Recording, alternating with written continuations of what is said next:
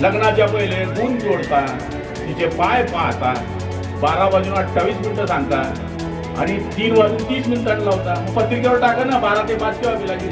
असं काय सरकार टाकतं पत्रिकेवर, असं टाकून द्या की 12 ते 5 केव्हा बी लागेल. मी तर म्हणेन बायकोच पाहिली नव्हती, नाही बापनाला झालं लग्न. म्हणतो की आपला समाज मागास आहे, हा समाज पुढे गेला. कोणताच समाज आता मागास राहिला नाही. भिकारी दिसतो का दरवाजावर आता? भाकरदेबाई म्हणणारा कोणी आहे का? कोणी भिकारी दिसतो का? पूर्वी काय सकाळी 8 वाजता आम्ही झोपेतून उठलं तर भाकरदेबाई ऐकायचो आम्ही. तुम्ही पण ऐकायचे, मी पण ऐकायचो. तो जमाना बदललाय. आता झोपडीतला पोरगाही कलेक्टर व्हायला लागलाय जर त्याच्यात गुण आहे तर.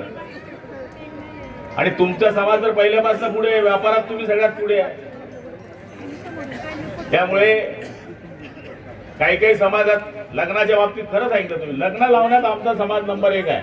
नितीन दादा 10-5 म्हणजे 10-5. एक वेळेस एक मंत्री येत होते, मी तेव्हा आमदार होतो. आप्पा 10-5 झाले, 10-20 झाले, 10-25 झाले. मग लोक उठले, कारण बोका लावतो तिला लग्न रे म्हणे. मंत्री आहे रे, मग तू लायला म्हणे आम्ही चालत म्हणे घर. अहो म्हणे मंत्र्यांना काम असतं, येतील नंतर आशीर्वाद देतील, भेटतील. पण त्याच्याकरता तू कशाला लग्न थांबवतोय?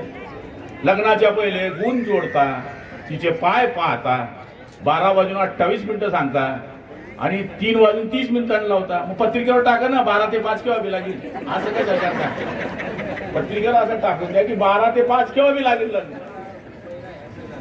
आमच्यामध्ये पत्रिका छापणं बंद करून टाकलं आम्ही. 90% पत्रिका छापणं बंद. व्हॉट्सअपवर टाकतो, ये शिंदे ये, नको ये. हा काय करते करा, वायफळ करते करायचो.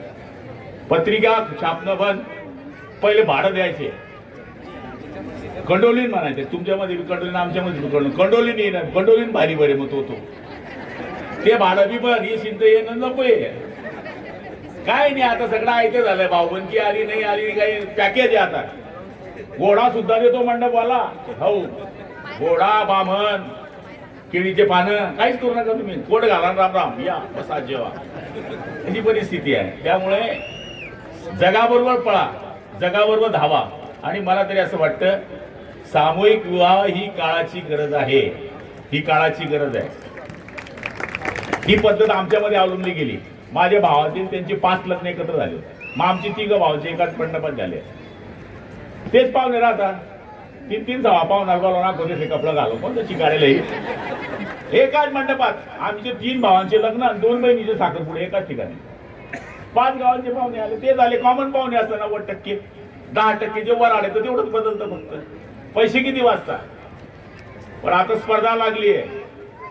आणि आपण असं बोलायला तर गुलाब पाटील पण कर, तुझ्या पोराचे झाले, आता आमचे करू दे ना. म्हणजे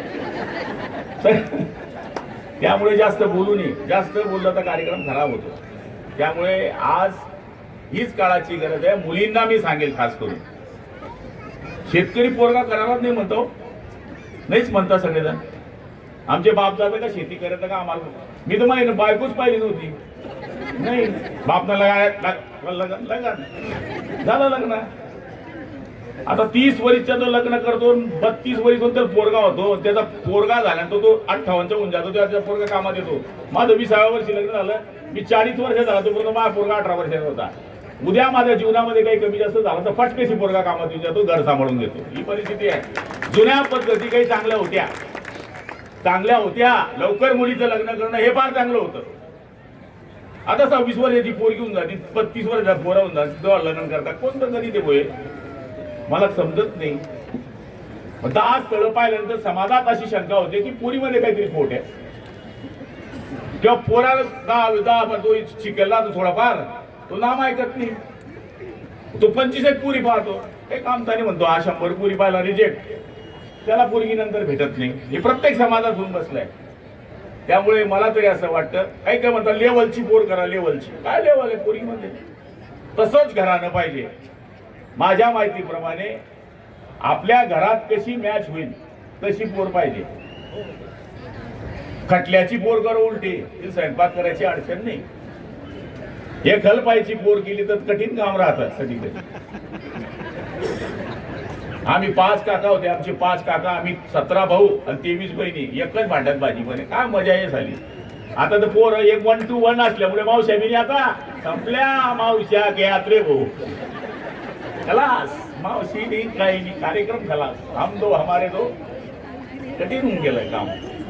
त्यामुळे हे सगळं पथ्य पाळा. मला तरी असं वाटतं की ह्या लग्न सोहळे जुळले पाहिजे. दरवर्षी दत्तू आबा ही सगळी मंडळी हा प्रयत्न करत असते. समाजाला माझी हात जोडून विनंती आहे, तुमचा समाज तर महाराष्ट्रात नंबर 3 चा समाज आहे. त्यामुळे आम्ही तर मायक्रो आहे, 1,00,000-1.5 लाख मतं असतील आमची पूर्ण महाराष्ट्रामध्ये, एकदम मायक्रो समाजमध्ये आहे. पण काही काही चालीरीती आम्हाला खूप आवडतात आमच्या समाजामध्ये. आम्ही सांगत राहतो साखरपुडा वेळेवर, मौत वेळेवर, लग्न वेळेवर, एकदम वेळेवर. म्हणजे नवरीकडचे पाहुणे जर आले नाही तर मी विचार करत नाही ते लाईले हो रे अहो 3 द्या ही परिस्थिती आहे. 100% लग्न मुलाकडे, 100% मुलीकडे नाही. हुंडा ठरत नाही, इथून पटीन ते देऊ, आम्ही पोरील देऊ, तू पोऱ्याला दे. मॅच ग्रँड पोरील दिलं ते आपल्या घरात, पोऱ्याला दिलं तेव्हा आपल्या घरात, त्यांच्याच संसाराला कामात येतं ते. त्यामुळे ह्या काही काही पद्धती आपण सगळ्यांनी बदलवल्या पाहिजे. या सामूहिक विवाहामध्ये ज्या मुली आल्या त्यांना माझी हात जोडून विनंती आहे, शेतकरी मुलगा असेल, आधुनिक पद्धतीने शेती करत असेल, निर्व्यसनी असेल तर पहिला चॉईस त्याला सुद्धा आपण द्या. कारण की शेतकऱ्याच्या मुलांची परिस्थिती फार वाईट होऊन चाललेली आहे. तर याचाही विचार करण्याची अत्यावश्यक गरज आहे. मलाही भरपूर आता पुढचे कार्यक्रम